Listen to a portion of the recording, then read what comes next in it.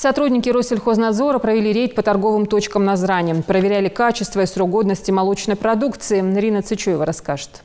Без маркировки. Не может нарушить ничего.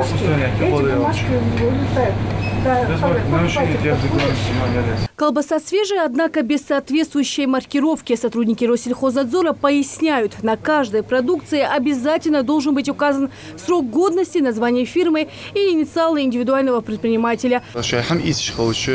Маркировка, дата производителей, мечах производства, и даже документ предоставить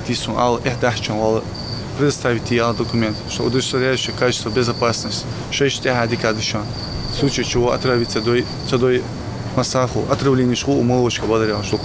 Особый акцент сотрудники делают на молочную и сырную продукцию, среди которых плавленые, твердые, сладкие и кондитерские сыры. Как правило, их срок небольшой. Некоторые молочные продукты можно хранить только 10-20 дней после изготовления. И если они просрочены, то последствия потребитель запомнит надолго. Срок 0,5 месяца просроченность.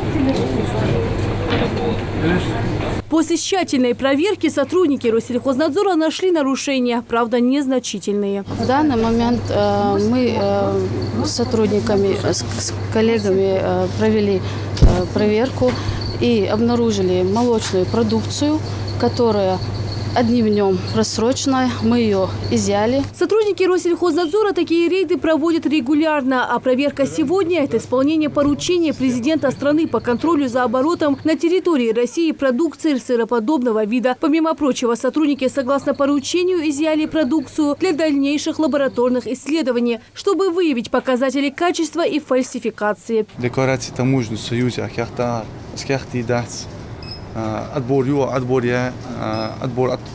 отбирать и отправить ее в лабораторию, выявить соотношение яиц по выявленному ГОСТу примерно, по маркировке соответствующих яиц.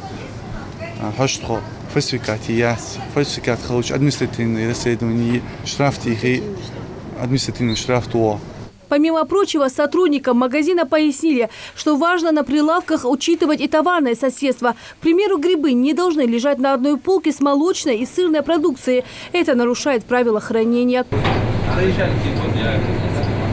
Также напомнили индивидуальным предпринимателям, что на территории России успешно действует электронная система ветеринарной сертификации «Меркурий». Это очень удобно. К примеру, все необходимые документы можно будет просмотреть в интернете. К тому же после регистрации у предпринимателя будет доступ к актуальной для осуществления торговой деятельности информации.